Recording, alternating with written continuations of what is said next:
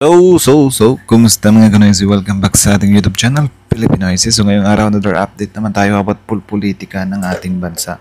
So ang video to is mula na naman kay Boss Balita TV. So meron itong pamagat na pinalayas na traidor, Lacson tumistigo na, Marcoleta tanggal na, pinababa sa pwesto, kakapasok lang. So yan yung panonorin natin ngayon, bibigyan natin doon ng reaction and then kayo na lang din bahalang umusga. So bago natin simulan, Boss Balita TV, supportahan nyo yan. Tapos syempre, kung trip nyo ng mga ganitong reaction video may kasama kayong manood, huwag nyo na rin kalimutang supportahan yung YouTube channel natin, Pilipinoysi.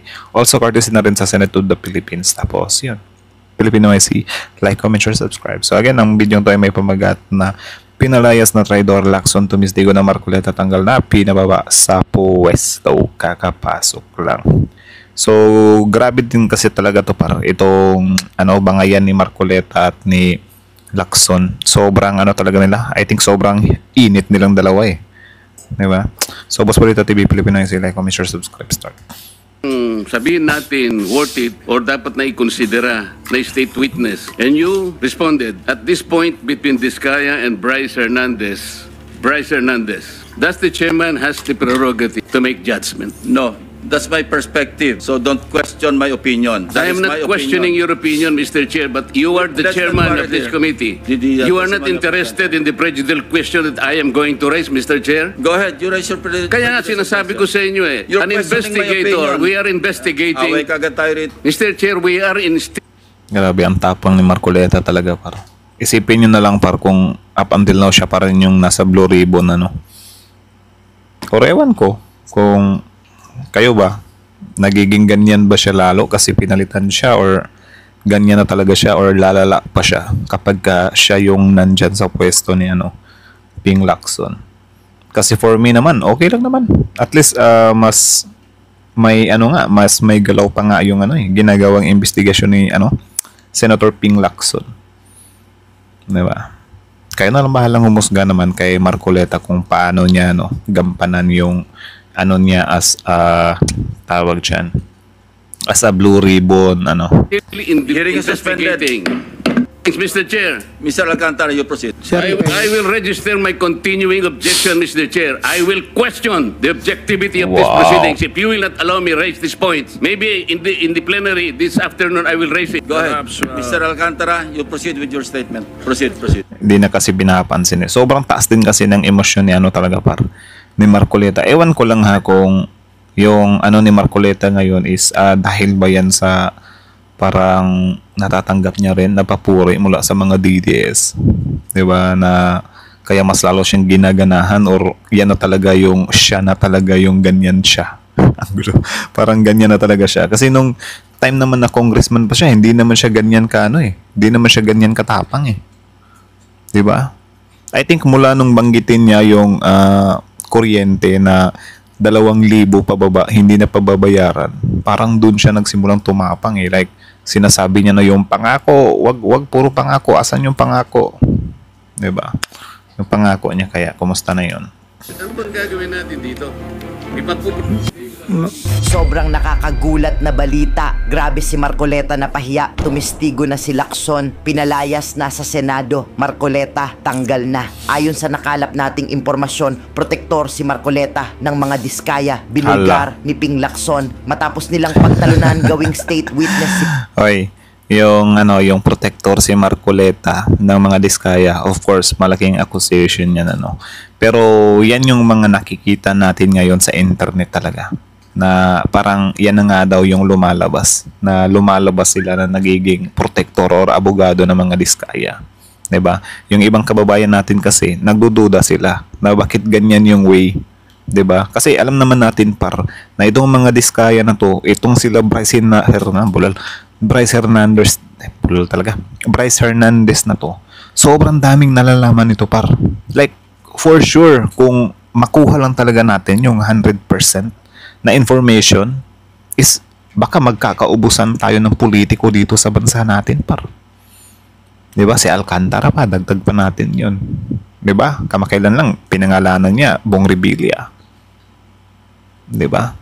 So, kaya maano din natin ba na, kasi, di rin par kasi, di ba ngayon, sa medyo kampi sa mga Duterte. 'di ba si Senator Jinggoy may pagka ano yan, pagka DDS, si Senator Villanueva may pagka DDS din yan. 'Di ba? Sino pa ba yung isa? Si Bong Revilla naman sa kabila naman yan. Pero yun nga, parang hindi din tayo ano talaga nung election, parang hindi tayo convinced sa kanya, 'di ba? Na parang di natin alam kung ano yung side niya or pinapanigan niya. Pero mostly, 'di ba? Tatamaan yung yung may pagka DDS.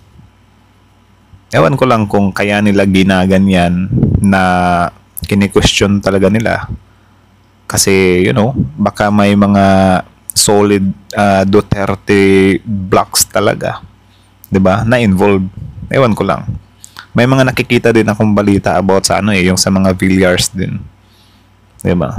So baka siguro 'yan yung nakikita ng mga kababayan natin na mga bagay, yung mga factor kung bakit ganyan na lang umasta sila Marcoleta. Kasi kita nyo naman yan every time talaga yung mga senador na yan, yung mga Duterte, ano talaga sila, as long as may maiipit talaga sa kanila, titindigan talaga nila para. Kita nyo naman yan nung time ng impeachment, nung time ni Kibuloy, nung time ni FPRRT, 'di ba? Yung mga issues na yon is tinitinigan talaga nila. Na minsan nahalata na nga, 'di ba? Hindi na akma yung mga sinasabi nila sa lumalabas sa bibig nila, 'di ba? Sa gusto nilang ipapaniwala sa tao. Na parang sasabihin nila na hindi kami dito, dapat susundin natin yung batas, due process, tapos yung sila naman mga pinagagawa nila dati hindi naman nakatuon sa due process talaga. Parang ganyan ba? Hindi na nag-aakma, parang lumilitaw sila tuloy na lumilitaw sila na double standards sila. 'Di ba? Na kapag kapapanig sa kanila, halabira. 'Di ba? Pero kapag hindi, halapon na. Parang ganun yung Bryce, away agad sa pagbubukas ng Blue Ribbon. Grabe si Marcoleta na pahiya. Tumestigo na si Lacson. Pinalayas na sa Senado. Marcoleta, tanggal na. Tara, panoorin natin. Yung counsel mo, pwede na sa likod para you can advise him. Are you ready? Mr. Chair, I wish I can make a few clarificatory questions before we start. But these are prejudicial questions, Mr. Chair. Later. Let's hear first from the principal witness this morning. No, but these are prejudicial questions, Okay, Mr. go ahead, Chair. go ahead. 'Di ba? Sumisingit pa rin. Hindi nakikinig sa chairman eh. Gusto siya yung masunod. 'Di ba? Ganyan din siya dati nung nung naalala niyo yung si Senator Tulfo, nababanas na. 'Di ba nasabihan si Marcoleta na, "Be fair, Mr. Chair." Kasi sila Bato, sobrang ng oras nila. Tapos sila Tulfo, kinakain na yung oras nila. 'Di ba? Tapos ngayon na hindi na siya yung chairman, gusto pa rin niya na siya yung masunod. Ewan ko ba kung napapansin niyo rin 'yan. Bakit ganyan? Foremost to my mind, Mr. Chair, is the integrity, the impartiality, and the objectivity of the proceedings of this committee. Mr. Chair, you were interviewed on Billionario Channel by Miss Pinky Webb. Basahin ko po, sabi niya, Senator Ping, para sa inyo, sino ba ang sabihin natin worth it or dapat na ikonsidera na state witness na ipasok man lang dito sa Witness Protection Program?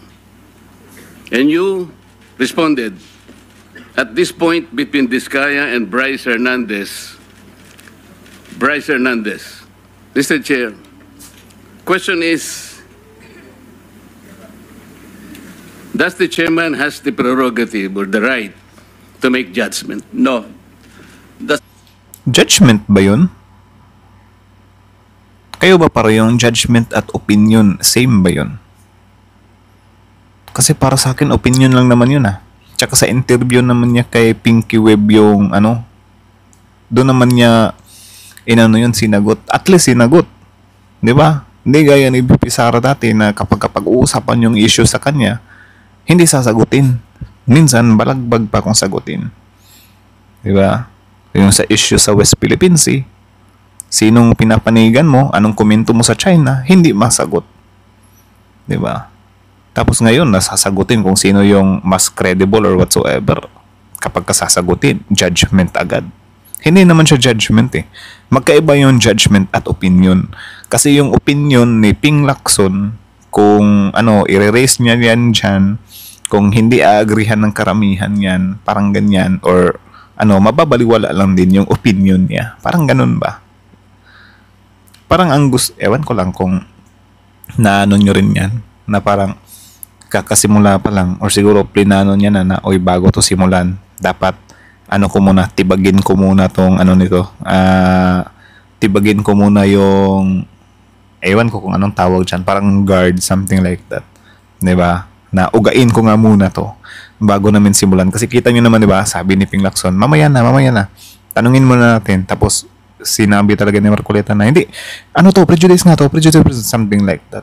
Pinipilit niya. So, yun pala yung pinaka-intention niya siguro. Diba, na ugain ko nga muna to bago simulan. Ewan ko kung tactic din nila yan. That's my perspective, no? That's my personal opinion outside of the hearing or outside of this hall. So don't question my opinion. I am not questioning your opinion, Mr. Chair, but you... Question mo nga. Question mo na. Diba? Malinaw naman na question yun eh. Grabe. Sobrang sensitive nila talaga para sa totoo lang sa mga ganyang opinion. Pero dati, nung sa impeachment ni BP Sara, na sila Robin Padilla, nag-comment agad na, magnono ako sa impeachment. Kahit hindi pa sinimulan, kahit pinagbawalan yung mga senador na sabihin yung stand nila. Diba? Tapos biglang hindi pa nga nakita yung mga ebidensya eh. Tapos biglang magnono na agad. Yun yung mas worse. Diba? Yang kay Bryce naman at kay Diskaya, of course, napagstadihan na yan ni Ping Lacson. Siya nga yung may hawak sa issue na yan eh. So, mas marami pa yung alam kesa sa'yo. Of course.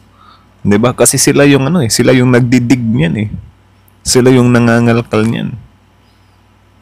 Question, no? You are the chairman of this committee. Anyway, let's proceed with the You are not interested in the prejudicial question that I am going to raise, Mr. Chair?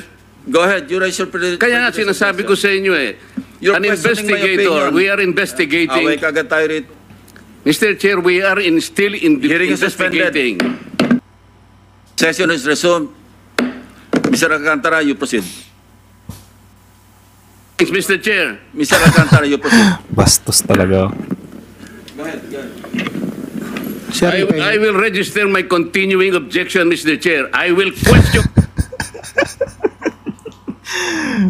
Anong nangyayari kay Senator Marcoleta? Bakit nagiging ganyan siya? Sabi tuloy ni Alcantara ba? Taong panira ng moment eh. Imbis kakanta na ako eh. Diba? Singit ng singit eh. Pati si Bunuan sabi niya, ginagawa mo dyan, Mark, kulit mo ah. Kaya kasi siguro may kulit sa apelyido, Marcoleta, Markulit. Kulit mo din eh. The objectivity of this proceedings, if you will not allow me raise these points, maybe in the plenary this afternoon I will raise it.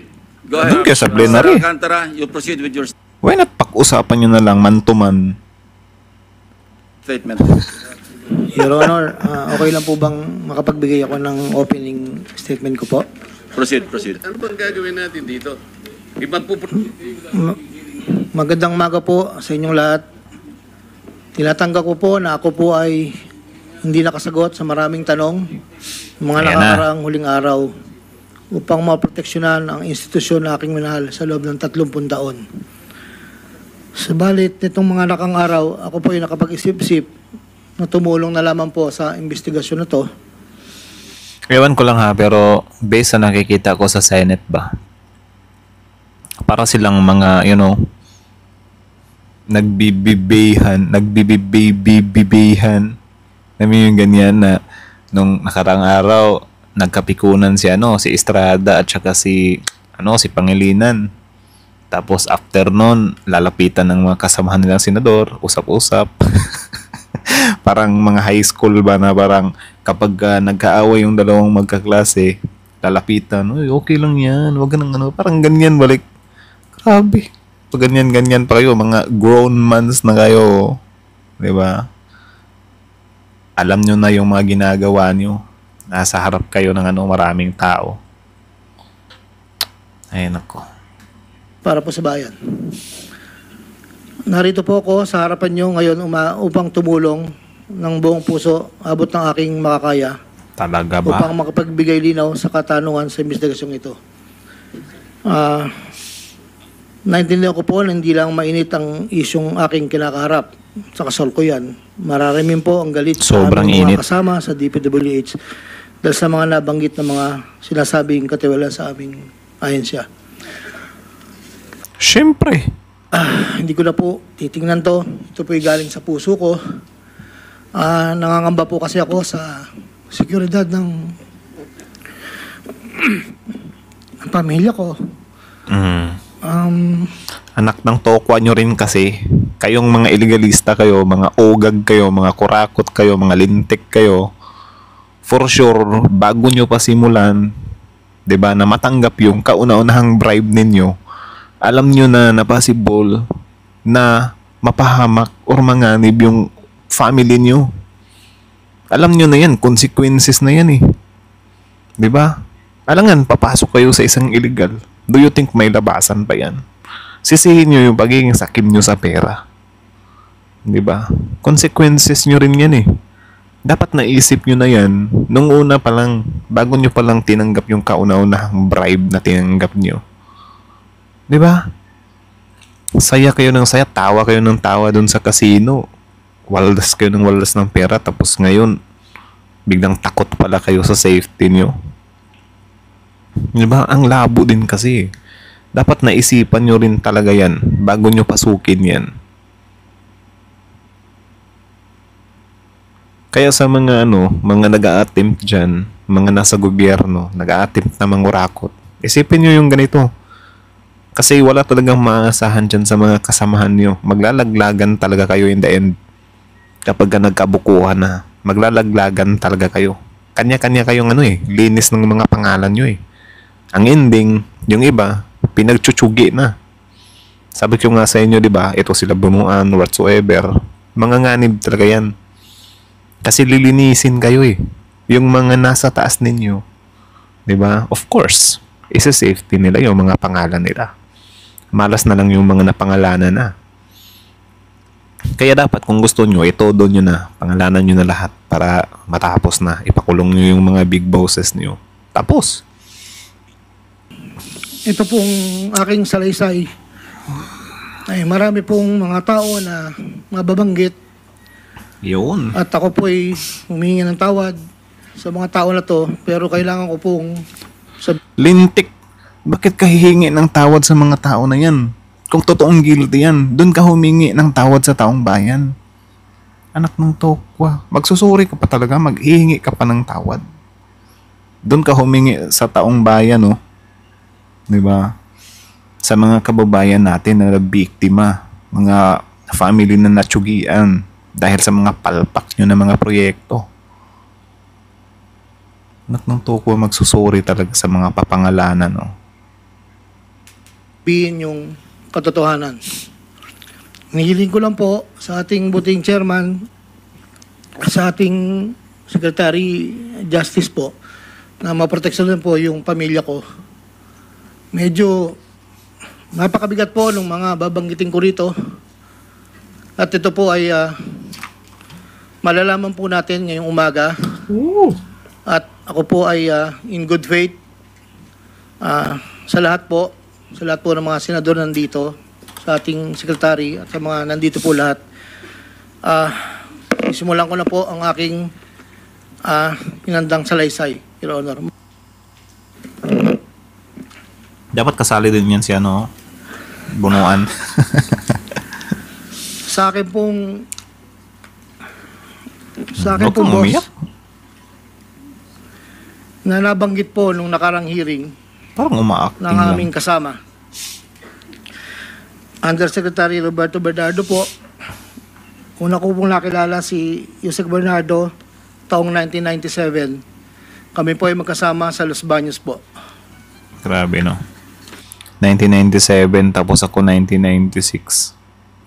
Sobrang bata ko pa noon, par. Tapos, mga taong to, buhay na pala dito sa mundo, no? Hanggang dumating po ang panahon Nangungupal na ako na. po ay na-appoint na district engineer sa Bulacan. Sa taong 2022, nagsimula pong magbaba ng pondo sa akin si Yusek Bernardo. Nandito po ang detalye kung ilan po at magkano. Ito po, ang unang taon po, 2022 ay 350 million po. Wow. Ang kasunduan po ay 25% po para sa proponent. At ako po, o yung driver ko po minsan ang nagdi-deliver po sa kanya. Noong 2023 po, meron na rin po mga bumaba. Dito po, naka-specify po lahat kung ang titulo, ang title po ng project, amount, at kabuang ibinaba po ng aking boss. Ang iba pong sistema, sa simula po ay nagpapabigay po ng pauna lang pong 10% pag po lumabas na po sa pag-NEP po. Tapos po, ang kabuuan po ay paglabas po ng GAA. Grabe, Pag no? po sa GAA, may lumabas na wala po sa NEP, ibig sabihin po nun, maaari pong, hindi ko lang po alam procedure, maaari pong sabay camp po yun pumasok. Palo na rin yung 10%, ah. Sobrang laking pera na rin talaga nun. Andito po lahat po ang detalye. Ngayon, ikaw, bilang Pilipino, Ay, ano ang naputol. masasabi mo at reaksyon sa balitang ito? Mag-iwang ka ng komento sa ibaba at atin pong babasahin Naputol. sa isa. Naputol. So, I think di pa natin mahanap yung karugtong nito. Basta may nakita na akong mga video dito, do mga thumbnail pa lang siya or mga clips pa lang. And then yun nga, pinangalanan nga, Senator Bong Revilla. Si Budots King. Diba? Na may issue na rin. Na nung tumakbo, ang lakas ng sigaw, acquitted ako. Diba? Absuelto. Tapos ngayon, malaman-laman natin, connected na naman sa issue. Though, anong tawag dyan? Di pa naman talaga natin alam na, or di pa naman talaga natin sure na 100% involved talaga sila. Diba? Pero syempre, dahil binanggit yan dyan, may mga basihan yan. And then sana lang, may maraming ebidensya si Alcantara dyan. Kasi kung wala, uulit at uulit na naman yung kasaysayan. May issue sa korupsyon, magkakasuhan, mahina ebidensya, maabsuelto. Pag naabsuelto, takbo ulit. Pag takbo ulit, nanalo ulit. Pag nanalo ulit, balik sa dating gawi. Diba? So, paulit-ulit lang. Pasensya na rin sa mga politiko, na may mga ibang politiko kasi na yun nga sobrang pinagsisigawan nila na acquitted daw sila or na dismiss yung kaso, 'di ba? So it means daw malinis sila. Pero for me talaga hindi naman siguro hindi naman siguro 100% ng mga na-acquit sa kaso is wala talagang kasalanan.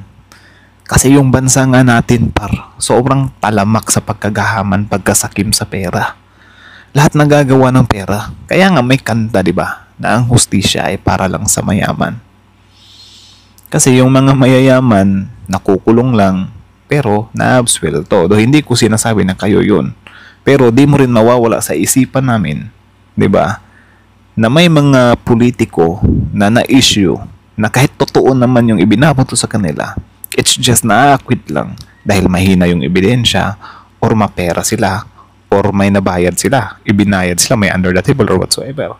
Or possible din naman na wala ka talagang kasalanan kaya ka na-absuelto. Diba? So in short, isang part na wala ka talagang kasalanan at maraming instances din or chances din na meron ka talagang kasalanan. Mamimili ka na lang ng iba doon kung ano yung reason kung bakit na-absuelto. Diba? So ako, hindi ako kumbinsido talaga. Siguro yung bansa natin, kung halimbawa ganyan, sila Estrada, sila Revilla, 2 strikes na. Parang 2 strikes na. Kunyari, naging okay pa rin sila. Ewan ko si Villanueva, isa pa lang ata. Or 2 strikes na din. Kunyari, kapag ganyan, siguro, dapat di na sila di na sila patakbuhin ba? 'Di ba? Dapat ganyan sana yung gobyerno natin para. Tayo nga dito yung mga ex-convict or yung may mga issues sa NBI na platter or whatsoever, hindi nga tinatanggap sa trabaho Kapag ka nag-hit, do you think yung convict totally tatanggapin yan 100%? May mga tatanggi na mga kumpanya niyan. Kahit na napagbayaran na nila yung kasalanan nila, yung iba nakulong na blatter or nagkaroon ng kaso na na-acquit naman, as long as medyo sumabit sila dun, is hindi sila tinatanggap sa trabaho. So dapat ganyan din sa politika natin, sa gobyerno natin. Kasi bibigyan ko kayo ng example. Example lang naman to. Hindi ko naman sinasabi talaga na guilty sila Bong Revilla, sila Estrada. Isipin nyo na lang, nag-issue. Una, yung sa PDAF. Ay, hindi natin gagawing example si kasi magagalit yun Say, na lang, hindi natin papangalanan. Isang politiko, kunyari, isang politiko na issues siya. Unang issue. Di ba? Corruption. Tapos na-absuelto. Pag after nung na-absuelto, tumakbo ulit. Pangalawang issue, nadawit na naman sa corruption. Na-absuelto ulit. So, after ma-absuelto niyan, ine-expect nyo, tatakbo pa rin yan. Ngayon, katawa-tawa na siguro or ewan ko, kayo na lang bahalang humusga kung katawa-tawa pa ba or whatsoever. Kasi, hindi tayo pwedeng mag-rely sa hindi tayo pwedeng mag-rely sa parang kasalanan din ng taong bayan kasi binoto nila, alam nila na may issue. Kasi may iba nga talaga tayong kababayan na mahina dito pagdating sa pagpili ng politiko. Isipin nyo, Lito Lapid, artista, nanalo, di ba? Artista lang. Bakit ngayon? Nakikita nyo ba na may Lito Lapid sa Senate ngayon? Wala, di ba? So nanalo, bakit nanalo? Do you think nanalo siya kasi sobrang husay niya na senador na makikipagbalagbagan din talaga siya. Paglalaban niya talaga kung ano yung gusto ng taong bayan na tapusin yung corruption. Wala namang ganyan, di ba? Sobrang tahimik lang ni Senator Lito Lapid. So in short, yung mga kababayan natin, do hindi din natin nilalahat kasi si Bong Revilla naman hindi na pumasok sa awa ng Diyos. 'Di ba? May mga sikat na mga politician, si Willie Revilla hindi din pumasok. Si Philip Salvador hindi din pumasok. So at least nagbunga din yung mga panawagan natin na wag na yung mga artista. Kahit paano, pero si Lito Lapid pinalusot nyo So medyo nakakainis pa rin yung part na yun. But anyways, yun lang naman. About naman dun kay Marcoleta, grabe yung gigil ni Marcoleta dito. Kaya na lang bahalang humusga Kaya na lang bahalang humusga dun sa inasal ni Senator Marcoleta. So for sure yung mga DDS sa part na yun is sobrang bilib na bilib sila, bravo na bravo sila. Sasabihin nila napahiya si Lacson, sasabihin nila na binara si Lacson, pero dito naman sa nakikita natin, siya naman yung nabara. Di ba? So, yun. Kaya na lang bahalang humusga doon. Mahirap ang komento doon mahihinis ka lang Actually, yung ini-expect ko talaga na panonoorin ngayon, yung kay Robin Padilla at kay Senator Tulfo. Yung Erwin, panonoorin natin yun kasi medyo gigil din ako sa part na yun. Baka isunod natin yun. Baka bukas, yun yung i-upload natin. Nakakapanggigil din yun. Actually, mas better pa nga ng konti to si Marcoleta over kay Senator Robin. Pero yun nga, sometimes medyo nasusobrahan kasi sa gigil itong si Marcoleta. Diba? Para sa akin, nagiging bastos din siya sa part na yun na singit ng singit. Lumalaki yung boses niya, something like that, diba? But anyways, hanggang dito na lang muna. Kayo na masasabi nyo dito. Comment down below, tapos yun pag-usapan natin yun sa comment section. So again, Boss Balita TV, Filipino IC. Like, comment, share, subscribe. Filipino IC is out. Politik.